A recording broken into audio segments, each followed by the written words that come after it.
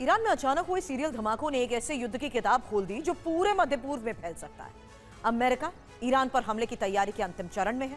Trump ने एक बार फिर ईरान को धमकी दी। इस बीच अमेरिका की युद्ध नीति से जुड़ी एक रिपोर्ट सामने आई। पता चला है कि अमेरिका के लिए ईरान में सर्जिकल स्ट्राइक करना तो आसान है, लेकिन खमेनी का तख्ता पलट करने की कोशिश ट्रंप को बहुत महंगी पड़ सकती है। अब सवाल यह नहीं है कि अमेरिका हमला करेगा या नहीं, असल सवाल यह है कि अब ट्रंप ईरान में चाहते क्या है। अगर लक्ष्य सिर्फ ईरान के परमाणु ठिकानों को नुकसान पहुंचाना है तो अमेरिका के लिए यह इतना मुश्किल नहीं, लेकिन अगर ट्रंप ईरान में तख्ता पलट करना चाहते हैं तो तय है कि यह जंग बहुत लंबी चलेगी। ईरान वेनेजुएला नहीं है, ईरान कोई कमजोर देश नहीं है जहां आर्थिक दबाव और अंदरूनी असंतोष फैलाकर सत्ता को हिलाया जा सके। ईरान की राजनीतिक व्यवस्था मजबूत है, संगठित है और बाहरी हमले होने पर देश और ज्यादा एकजुट हो जाता है। UEM जयपुर एक आदर्श लक्ष्य है। भावी छात्रों के लिए अच्छी नौकरी, भविष्य के लिए तैयार कौशल के साथ अच्छी शिक्षा।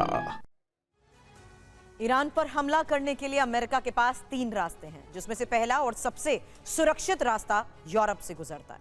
स्पेन में अमेरिका का मेरॉन बेस है। यहां से अमेरिका के B-2 बॉम्बर और फाइटर जेट उड़ान भर सकते हैं।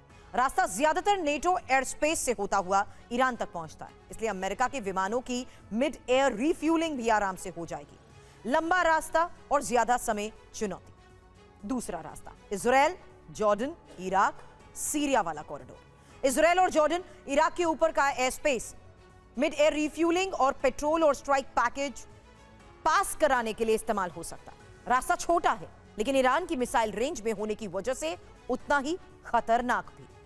तीसरा रास्ता हिंद महासागर, अरब सागर से गुजरने वाला समुद्री रास्ता USS अब्राहम लिंकन जैसा बड़ा अमेरिकी कैरियर स्ट्राइक ग्रुप यहां पर तैनात है। इसके अलावा कम से कम 10 युद्धपोत और कई डिस्ट्रॉयर ईरान के पास पहुंच गए हैं। क्या यह लंबे युद्ध की तैयारी है?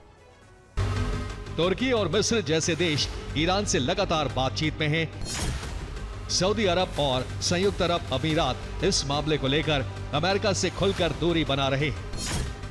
यानी ईरान के खिलाफ अमेरिका अकेले ताकत दिखा सकता है, लेकिन पूरे क्षेत्र को अपने साथ खड़ा नहीं कर पाया है। अब इस नक्शे को जरा स्क्रीन पर गौर से देखिए। सिर्फ मध्य पूर्व का नक्शा नहीं है, ये अमेरिका की पूरी सैनिक तैनाती की तस्वीर है। अमेरिका की नौसेना के ठिकाने हैं इसमें, थल सेना के बेस हैं, वायुसेना के अड्डे साफ दिख रहे हैं। Syria, Iraq, Kuwait, Bahrain, Qatar, Jordan और इजराइल, इन सभी देशों में अमेरिका के थल, वायु और नौसैनिक ठिकाने फैले हुए हैं। ठीक सामने ईरान है, जिसकी मिसाइलों की रेंज इनमें से हर अमेरिकी ठिकानों तक पहुंचती है।